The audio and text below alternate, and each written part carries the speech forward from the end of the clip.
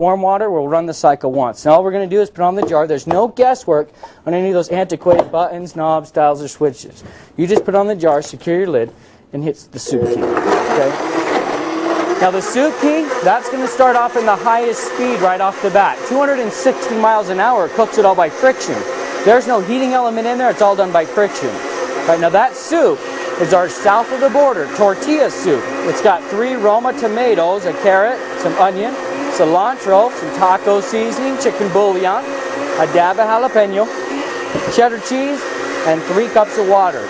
Now that soup is healthier than regular store-bought soup because it doesn't contain the MSGs, the high sodium content, or the preservatives of store-bought soup.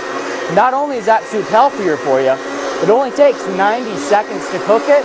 You can actually cook healthy soup just like that faster than you can heat up 1 can of store-bought soup on the stove. Right now I made you breakfast and I cooked you dinner, right? Be a horrible host if I didn't make you some cold ice cream for dessert. So I'm going to show you how we go from hot to cold real quick, make you some cold ice cream. Now there's 21 different flavors of ice cream that you'll receive in your Lifestyles cookbook that comes with the blender. There's over 300 different recipes in here. This goes with it. All right. You notice right here in the front on the LCD display, it's got a timer on it. That lets you know how much time's left in between cycles, just like your microwave at home. Right now, as it heats up, you'll notice the steam will start to vent out of the top of the cap. That's like a pressure cooker and keeps you from blowing your lid off in the process, all right?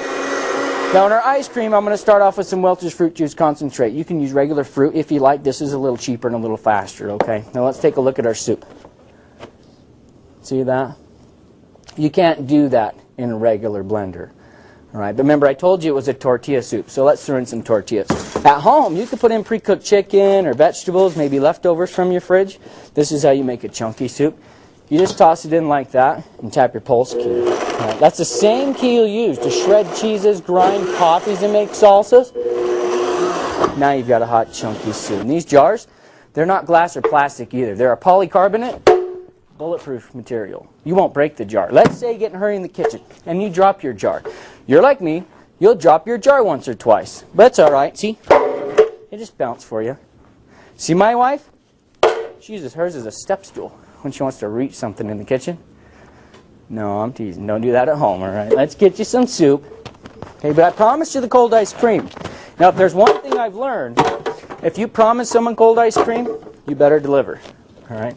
So remember, we started off with some Welch's fruit juice concentrate. You can use regular fruit if you like. It's a little cheaper and a little faster. Then I'm going to put in some non-fat, non-dairy creamer. All right. We'll put in some non-fat dried milk. You can use whole milk, skim milk, soy milk, any of your milk choices. Remember, this is a fat-free ice cream. You can make sugar-free ice creams, lactose-free ice creams. No limit to the types of ice creams you want to make with it. The only types of ice creams you're going to have a hard time making are Neapolitans, okay? I'm going to do Neapolitans too good. Now we'll throw in some ice. Now, remember, this is a fat-free ice cream. So just like with fat-free ice creams or sugar-free ice creams, okay, you don't want to ruin your ice cream. Make sure you're using fat-free or sugar-free ice. Okay? Now, what key do you think we're going to use to make ice cream? Probably the ice cream key, right? All right. Ice cream key's all the way over here on your left. Go ahead and push the ice cream key. Now that ice cream key, that's going to start off on our lowest and slowest speed. That's where all the torque in the motor is. Uses that to crush up all the ice. Here in a second, it's going to speed up all by itself and it creates a vortex and pulls all the ingredients onto the little blade. So again, you don't use spoons, spatulas, and plungers to assist it. It just does it. I'm going to get you some of this soup.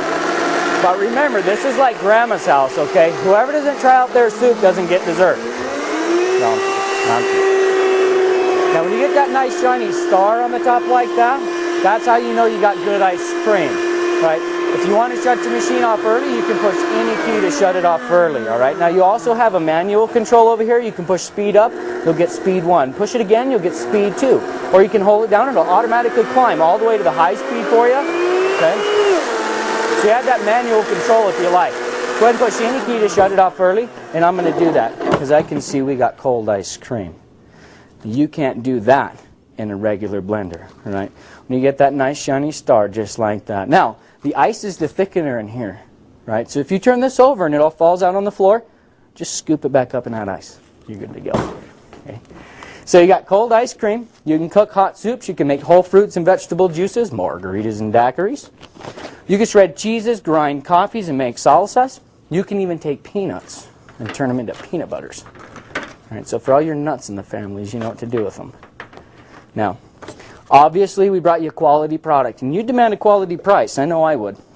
See, in order to replace this machine, you're going to spend $200 on a grain mill. We'll take all your grains, wheat, corn, rice, and we'll turn them into flour in 50 seconds. It's all done in the same blade, same jar.